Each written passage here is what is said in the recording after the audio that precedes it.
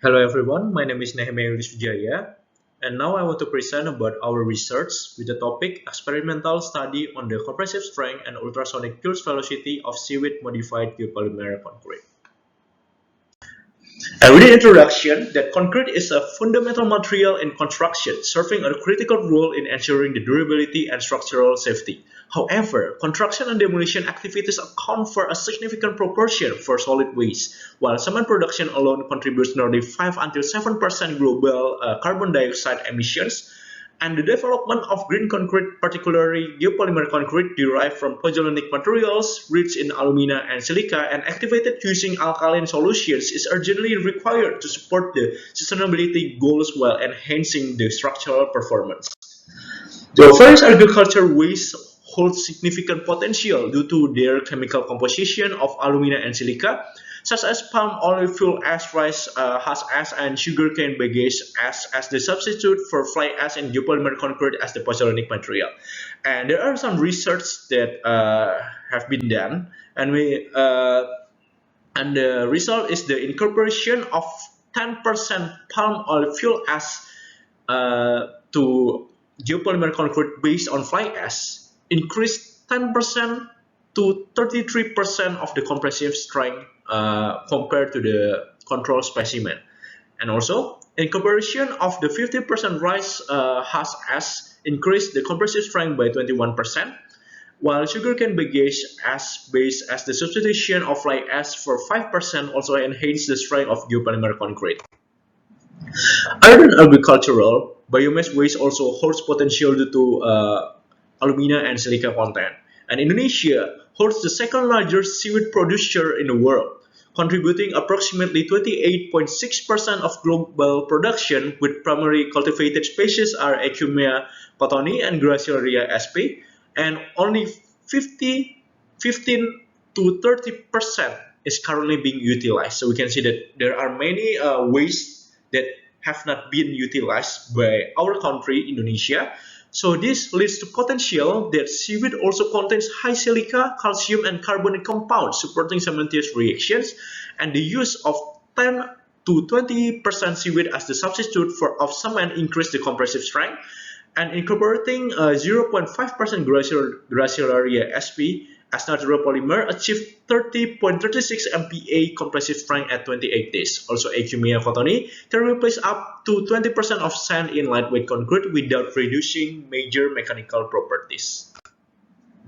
So silicates can be extracted through alkaline treatment. The higher alkali concentration increasing silica release, and NaOH treatment extracts reactive silica, breaks hydrogen bonds, and remove non-cellulosic components, and offer a low emission alternative to high temperature calcination use of materials. So we don't have to burn the materials to become ash in a higher temperature, but we use the NaOH extraction for this research. So the focus of this research is to investigate seaweed as a substitute for fly ash in geopolymer concrete with the NaOH alkali treatment to extract reactive silica sustainably.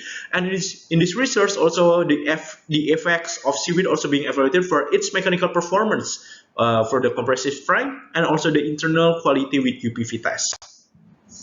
And the materials and method that we use in this research is the materials we use the primary binder, the class F fly ash, and the seaweed material Gracilaria sp with the characteristic with wet and sticky. And also we use the seaweed material from the waste product from agar industry.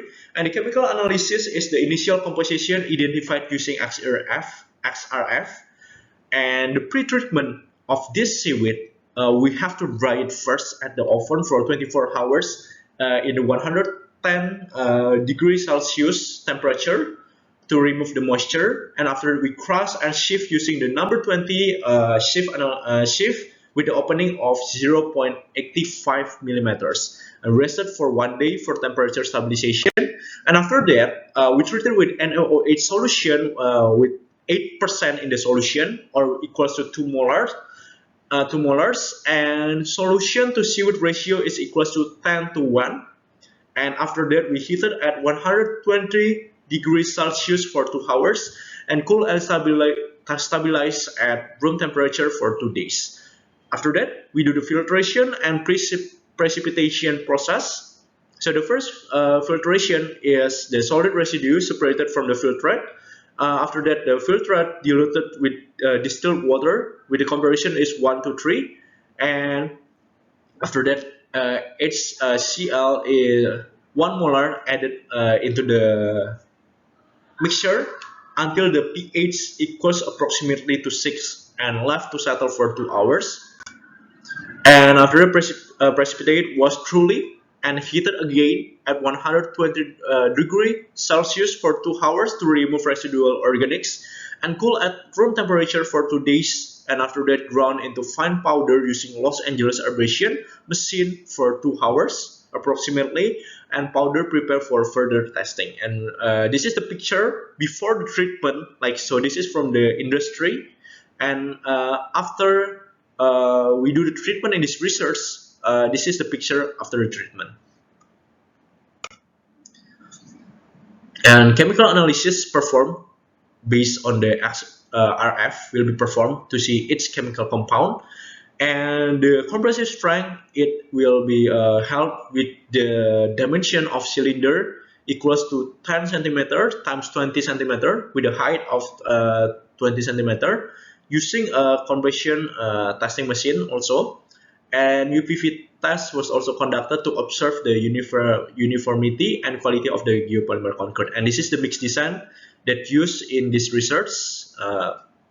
This is the comparison. So the control specimen and the seaweed modified seaweed concrete is the same. Actually, the mixed design is only we change the 5% of fly ash. We change it into the seaweed. And after we do the research, we have the results and discussion.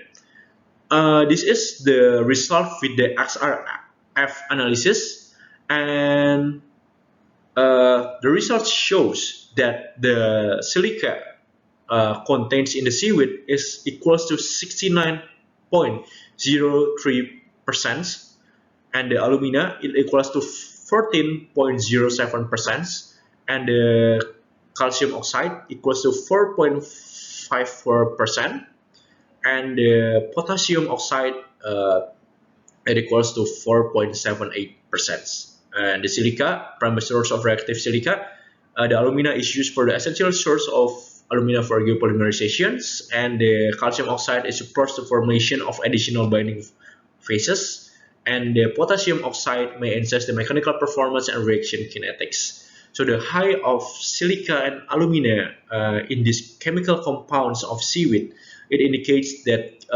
seaweed has a higher potential for the substitute material in geopolymer concrete, especially for fly ash. And also, we can see from the compressive strength of the 5% seaweed substitution consistently produce higher strength than control. And the strength range, it can be seen from the graphic in this PPT. Like the 7-day compressive strength of geopolymer concrete with 5% seaweed substitution have the range equals to 13.87 MPa to 17.05 MPa. And if we compare to the control, like from the range is from the 12.35 MPa to 16.55 MPa.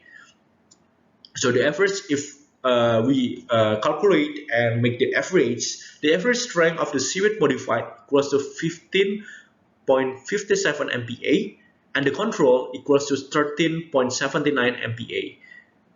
And it can be analysis that the incorporation of 15% seaweed as the substitution for fly ash increased 12.92% in compressive strength compared to the control specimen without any incorporation of seaweed.